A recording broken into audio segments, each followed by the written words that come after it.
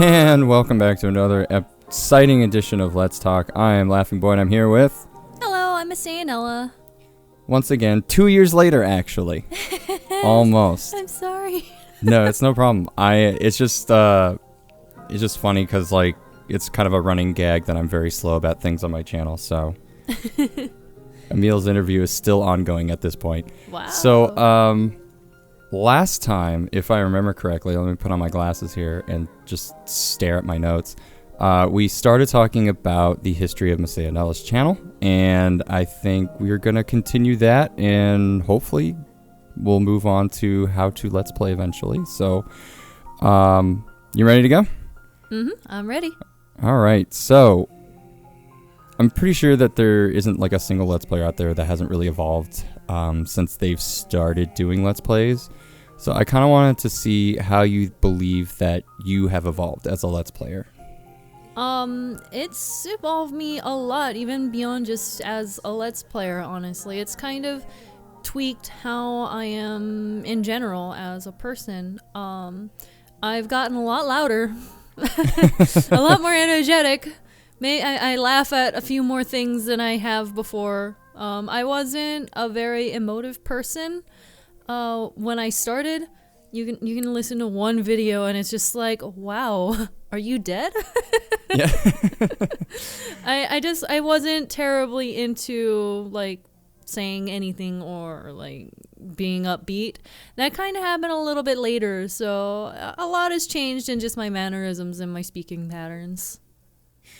Yeah, going back to some of your earlier stuff, it definitely sounds like, I don't want to say it sounds like somebody that doesn't believe that this is really going to be, like, what's the best way to say it? It doesn't sound like somebody who has a lot of confidence in the staying power, I guess, of the channel. Yep. But I think nowadays it's just, you really found your footing, and it's kind of nice to hear this, like, kind of like this evolution in confidence. Like, you can just kind of hear the difference between, 5 or 6 years ago and today. So, oh, thank you. Yeah, I think it's like the biggest contrast of most of the people that I've interviewed so far, actually.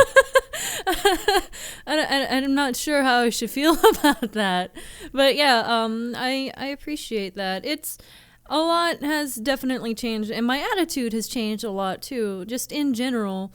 When you say that I didn't have a lot of confidence in the staying power, you're actually exactly right. When I initially sat down to do my first few videos of Zelda, I was only planning on doing it maybe once or twice, upload a few videos to shut my friend up, and then I was going to call it a day. I did it, okay? Yeah, pretty much. That was the entire situation, was just like a stop bothering me.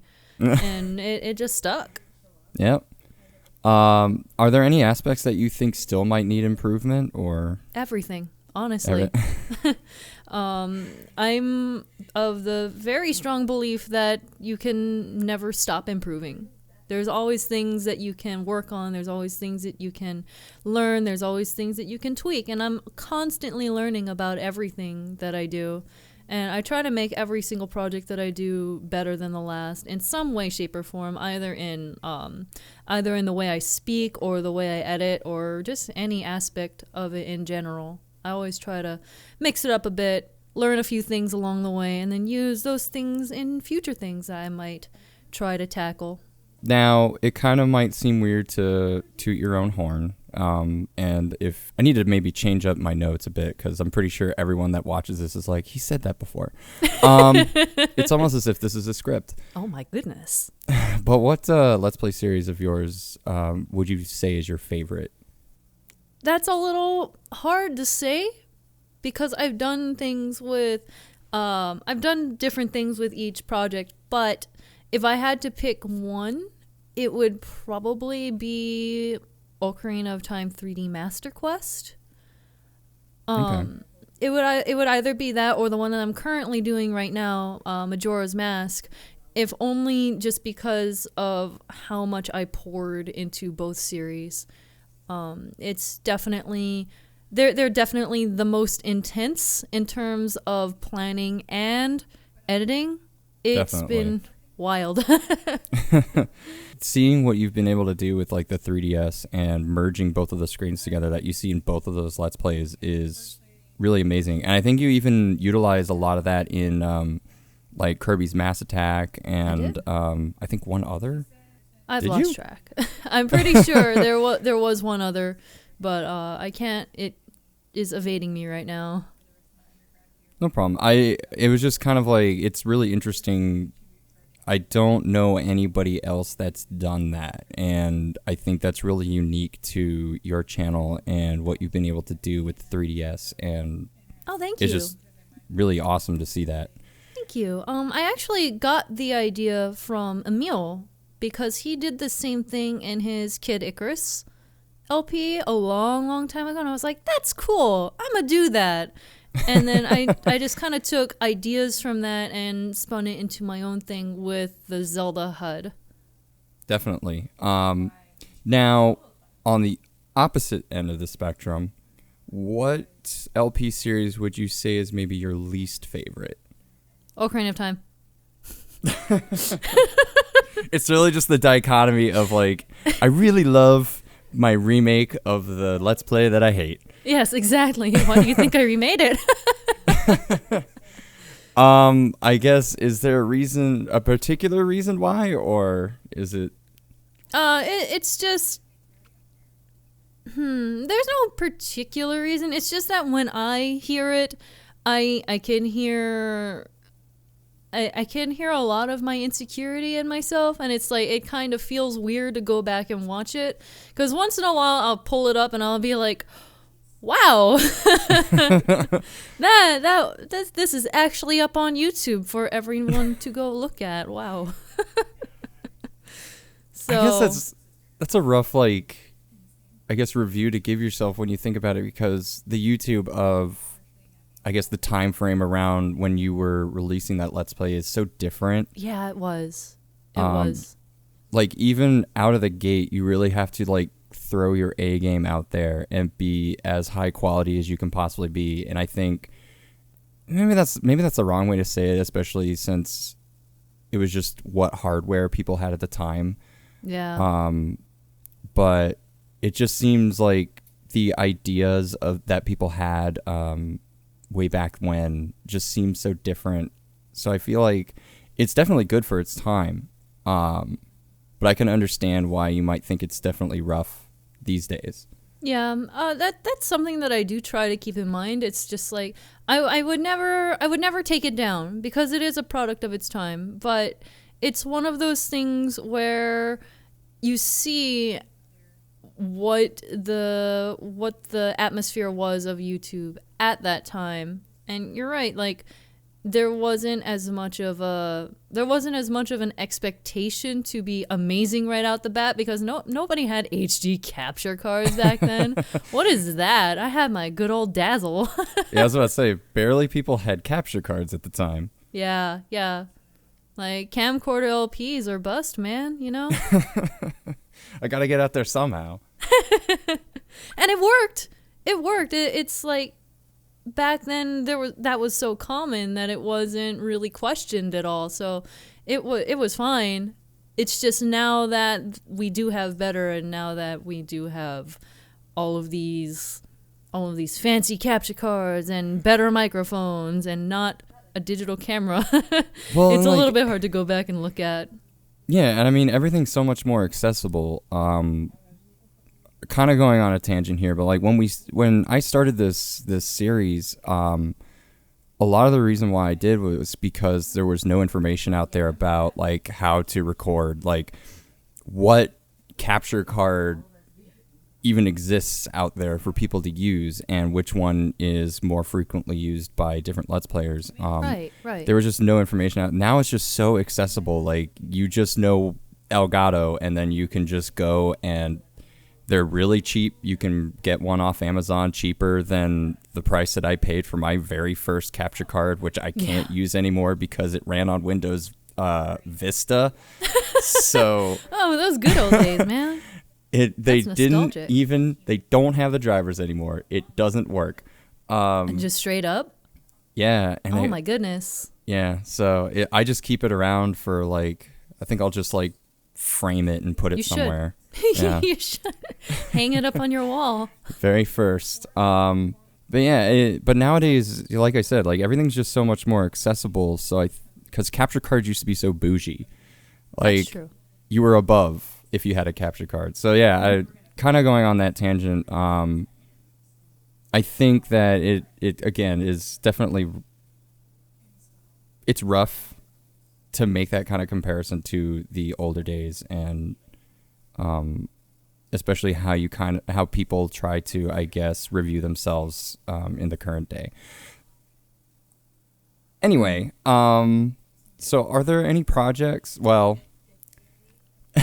I guess this is an interesting question, especially since you've done 2 remakes. But are there any other projects you'd like to maybe do over again? Ooh, I find it funny that this is coming up when I'm in the middle of a Redux. It's fine. When this comes out, you'll be like 2 Let's Plays out Oh, that's from a here. good way to look at it. I'm a turtle. It's okay, man. Don't worry. Go at your own pace, you know? Yep. But to answer your question, I mean, I guess Majora's Mask is the only one that was left that I was really thinking about, honestly. Like anything else, and I feel like I had already found enough of my footing and I had enough of my equipment that it wouldn't make too much of a big deal to go back and do. The only one out of anything would be probably Wind Waker, but even then, that's a huge stretch, and I don't even know if I would actually tackle that. And that's also only because there is a Wind Waker HD as well, so it makes it different. So I guess the question is like, is the reason why you would want to remake it just because video quality, or? Part video quality and part because I was still very shaky in Wind Waker in terms of like my commentary style and what I was still finding my niche by that point, I think. The point where I really fit into my groove, I feel, was during Tales of Vesperia, which came immediately after Wind Waker. And actually, I have questions for that, but that's like more towards the end. So I guess when you try to create different LPs, I'm sure you have a bunch of different ideas in your mind about what games you would want to go over. But are there any Let's Plays that didn't really make it off the ground? Tons. So many. My next question is what happened on each occasion, but if it's tons, just maybe a few. Yeah, there's a lot of projects like that all got cut for different reasons, and it's not even that I'm cutting them forever. It's just that I wanted to do it, but it didn't fit into the specific time frame or the specific mood that I was in at that present moment. One was a Kirby game. There was a certain Kirby game that I wanted to cover, and I was just like, I'm not down for this much work, and I hung it up, and I haven't gone back yet.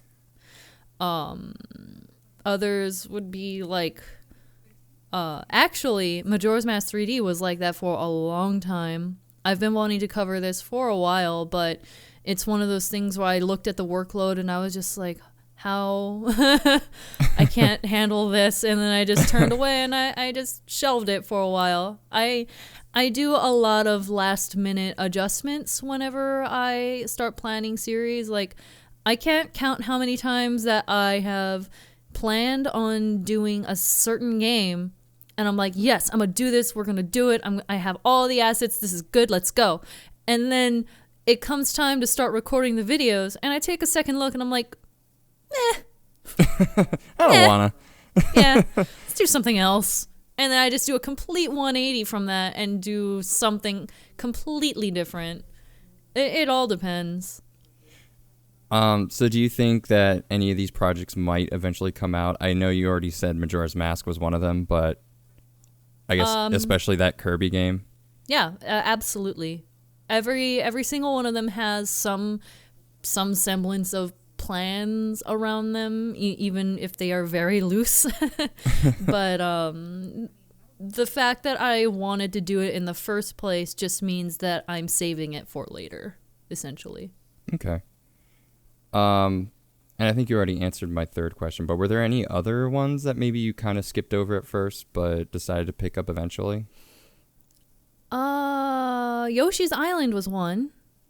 That one is very old, but I remember that I actually recorded a couple of episodes of it that never came out. And then I was like, I don't feel like doing this. And I scrapped them both and went on to, I can't remember what it was. I think I was in the middle of Ocarina of Time at the time, like the original Ocarina of Time. I was like, I feel like playing a platformer. And then I just decided not to. And then it came out much later. It took years, I think, but it did come out. Yoshi's Island's hard work. It is. It's a pain. I don't regret delaying that because I think I would have quit. I always think about how, like, maybe I want 100% it, not even for, like, any real reason, just because, but it just gets... Everyone should do it once. Do it. You should do it. Absolutely do it. That's like, everyone should do heroin once. It's fine. Oh my goodness. Just to see what it's like. You gotta see how terrible it is so you don't make the same mistake later. Unless you enjoy it, and then you play Heroin's Island DS. Oh my goodness. Which I did. Anyway, so what would be, I guess, your favorite moment in your entire LP career? Honestly, I think this isn't... I assume you just mean in general, right? Just like... Yeah, absolutely. Like, it doesn't have to be a video. It could just be something that happened, like, at a convention or outside of recording. I think I think in general, my favorite moment was getting to go to a convention and meeting people that I've known but had never met before, and just getting to see them face to face and getting to know them and just kind of starting to go down that road. I remember kind of stopping and thinking for a bit, and I was just like, wow, I'm really here. This is actually happening. Because before I got into making videos and started getting into the whole travel thing, I only went to local conventions, and it was always just like I stopped there for one day and then I'll go back home, and that was it. It was nothing spectacular or anything special. It was special in the sense that it was an activity, but I mean, I didn't stay there for an extended period of time. I didn't have anyone to hang out with. I just kind of went with my family, and we hung out and we had a good time. But once I started doing the traveling thing and meeting up with friends from all over the world, it was crazy. That was just that moment of realization that I was going to places I had never seen before and seeing different things and meeting all of these people. It was an insane feeling. And I still kind of get that feeling to this day. I was just like, wow, I'm meeting so many people. This is great. This is so cool. I still have a hard time processing that sometimes, just because I've always been very, very much of a homebody. I stay home most of the time. I don't really go out and do anything. I didn't have a whole lot of friends growing up either. So just the thought of seeing people in real life, in person, and getting to know them, and learning how to be social, actually. It was a really cool feeling. That's awesome. Now to bring it down, what do you think was possibly maybe like a low moment for you? There were a few. there were a few.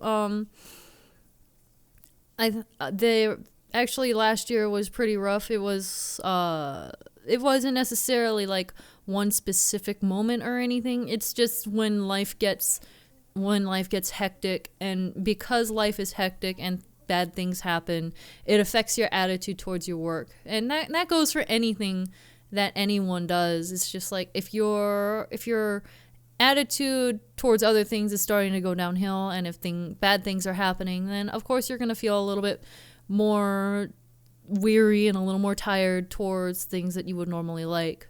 And that happened a lot. I had a hard time staying on schedule because the motivation was just really being shot from various different things. There was also one time, actually during Tales Symphonia as well. I had some health problems at that time that I had to take an extended break on, and at that point I was really, like I said, I was really finding my stride with my style and with how I commentated and what I like to do as a content creator. And that just kind of put this huge bump into what I was doing at that point. And it was a struggle to come out of that and be like, okay, I'm good now, let's go again.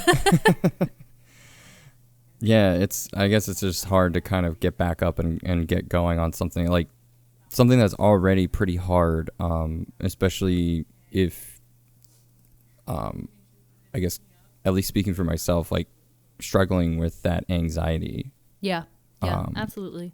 To come back into that after being gone for a while is really absolutely hard. So we're actually going to wrap that up for today.